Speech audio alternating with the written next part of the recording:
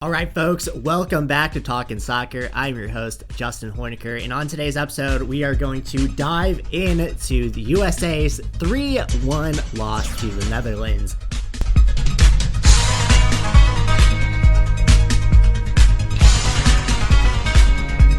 I have some initial reactions. I'm kind of diving into this before the press conference and before we can, really analyze this game and watch it back, but I wanted to get my initial reactions out there and just kind of my thoughts on the USA program with where it stands right now. I talked a little bit about this in the live stream yesterday, but when you look at, how the goals were scored, and maybe we'll go into that just to kick this game off, I was feeling a little bit like at peace with where this team is before the start of this game. It was always going to be a long shot that the U.S. were going to beat the Netherlands here. Yes, the Netherlands they didn't look too great throughout the group stage, but I think that's just a symptom of how they play. You could probably draw those same comparisons from this game against the U.S. and that they never looked, too stressed. And I think that more speaks to, after having been invested in one of their games, that more speaks to their quality on the ball, that more speaks to their understanding of how they're supposed to play the game and just the overall Dutch way of playing football, that total football mindset versus just where the US are at right now. And I think too, this is maybe a little bit different of a Dutch team in that they're going to sit off the ball. They're going to let you come at them, but they know that defensively they're strong enough anytime Virgil van Dijk is back there to just pick out balls.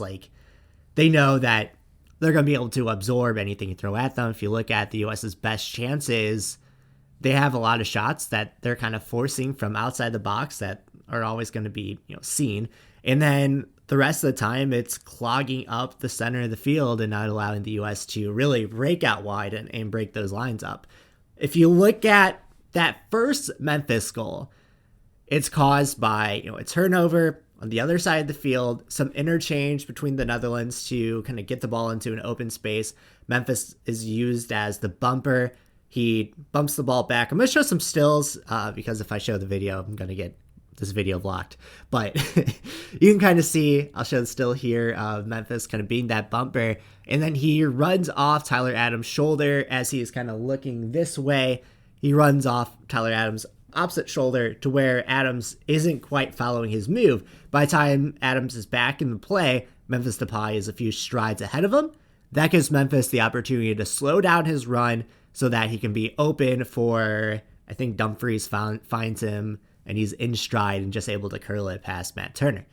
And that goal is kind of really case in point of what Netherlands can do to just tear you apart without pressing you to death, without, seeming like they're dominating you. It's a Memphis Depay running late and just kind of being open in the box. You look at the Daley Blind goal that Dumfries also assists on. This ends the first half, but it's kind of like a half-court basketball play where they're kind of running a play. Blind kind of runs off body. So if you think of that as your typical basketball screen pick and roll, and he's able to relatively get to that back post undetected. The U.S. having lots of problems. I think we'll trademark that for videos going forward. Having a lot of problems marking that back post, just putting a body on the man cutting. In basketball, we always had our coaches yelling at us to guard the cutter. And that's something I felt like just screaming at the TV today. But Daley Blind's able to kind of run in and, for the most part, score a relatively easy goal for his skill. And I think it's not just a lack of pressure on the fullbacks that are making those plays in. Lack of pressure against Dumfries, lack of pressure against Daley Blind. But if you look at the Dumfries goal that happens for the Netherlands' third goal, just kind of focusing on these Netherlands goals, it's another one where Daley Blind is given 10 seconds on the ball that Dumfries is just completely unmarked on. I'll try to grab that still here as well. Dumfries unmarked at the far post. Blind's able to find him, and not much Matt Turner can do on that. And to speak a little bit to Matt Turner, he's going to come away looking a little bit rough as far as his overall stats, but he made 4 saves, even though he conceded 3 goals. they weren't goals that you would necessarily expect Matt Turner to get to. He's going to have a rough rating out of this, but that's not saying that any of this is Matt Turner's fault. In fact, he made quite a few plays, quite a few touches, quite a few just calls for the ball that help keep the U.S. in this game as long as they are. There were a portion where the Netherlands could have won up 4-1 before they got that third goal. They had two real good chances that Matt Turner is able to save when it's still a 2-0 game and keep the U.S. in it.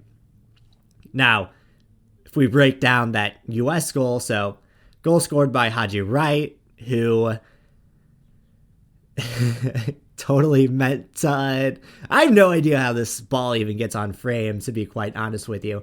Goal from Haji Wright as Pulisic kind of sends the ball in from the corner, and this is how they should have attempted to score more. They should have attempted more of these opportunities throughout the game, but Pulisic just kind of sends the ball into the mixer. Haji Wright gets his foot on it, but his back is to goal, and somehow he's able to flick this ball on to where it's kind of hits the ground, bounces up. You don't know if it's actually going on goal, but it does eventually go on goal. And I think Noppert is sealed off by Timber. It's either Timber or Ake. I forget off the top of my head, but he's kind of sealed off from being able to get back to the ball, and it goes in the net to make it 2-1, and we got ourselves a ball game. Now, that being said, Noppert had a fantastic game here. Maybe seen as a weak point to the Netherlands up until this point, but man, that guy just making some fantastic saves throughout this game.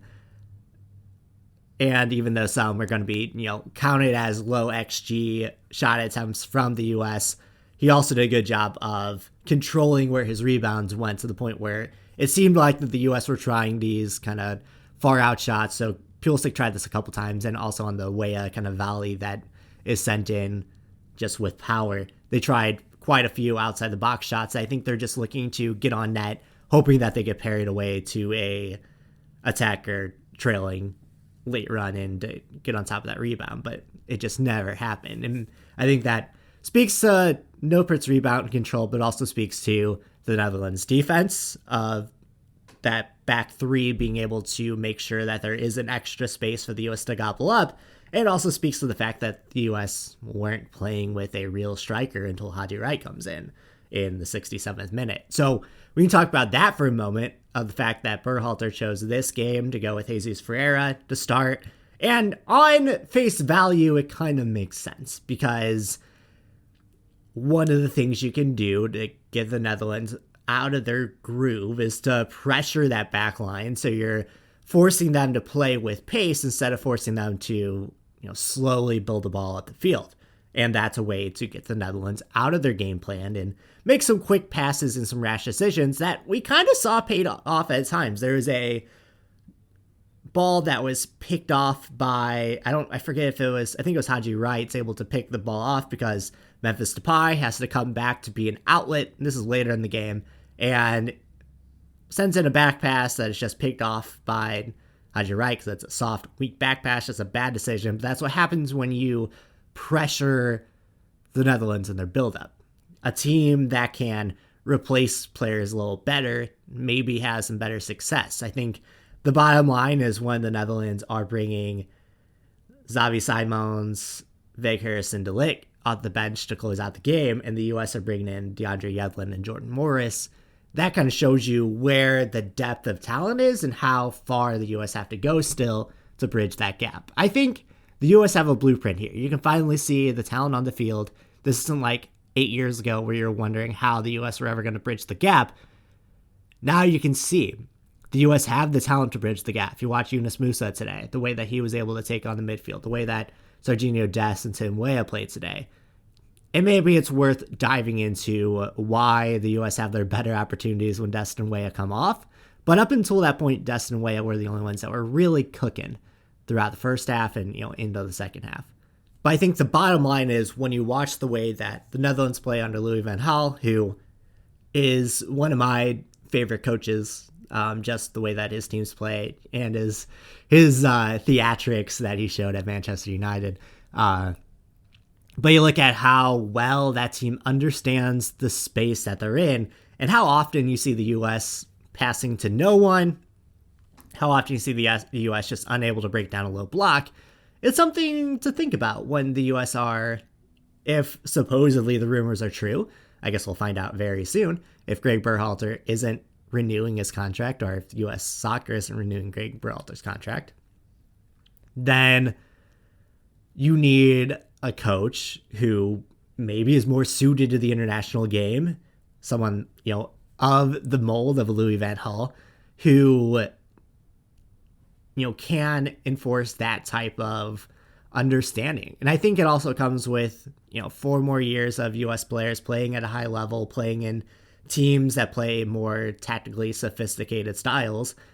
I think that goes a long way as well. Not to say that the U.S. isn't that, because MLS is certainly going that way, but I don't know.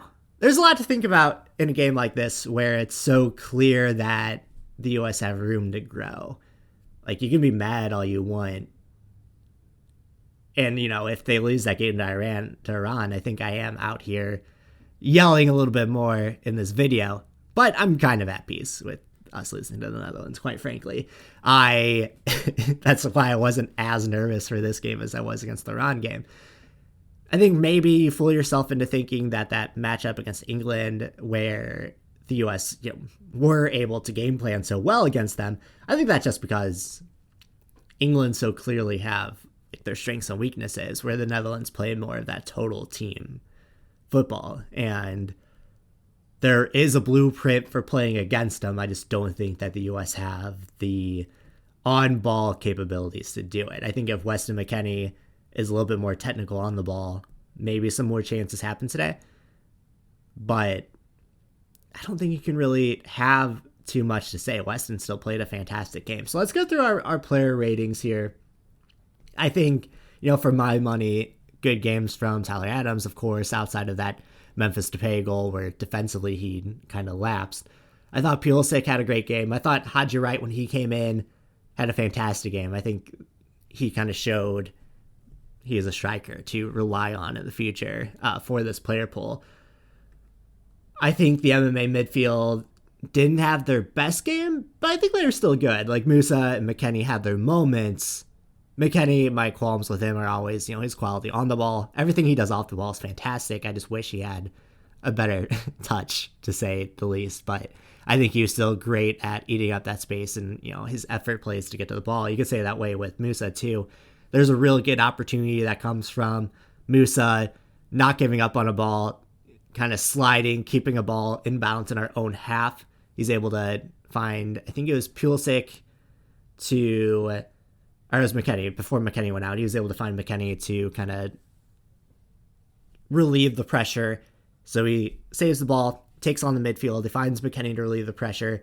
McKennie is able to kind of find Pulisic. He finds Ferreira. And ultimately, they don't have the finish to score, but it was one of those team plays like you saw in the goal against Iran, where you have a lot of these short diagonal passes that work brilliantly to get the ball at the field. We're just missing that final product. Do we have that final product by 2026? If the U.S. had a striker of the like of a Memphis or Cody Gakpo, I think it's a much different conversation today than it would be otherwise. But it's clear that as much as our midfield is starting to become one of the better midfields in the world, we're still, and our wings are also up there as far as talent level, as far as skill level. We're still missing things at striker and potentially at defense as well. So you put all that together, that our positional deficiencies are bench deficiencies as well, as much as you could say our starting 11 have gotten to the point where they're all world class. We still have issues with being able to replenish those world class players. Aronson and Reyna, of course, will get there if they're not there already, but I think their inexperience is noticeable. So this loss is needed to get that experience for 2026 where you're playing at home and ideally you want to make it as far as you ever made it. They still have a lot to do in the meantime. But let me know what you thought of this game. What you think about Greg Berhalter potentially moving on? Who would you like to see coach this team moving forward?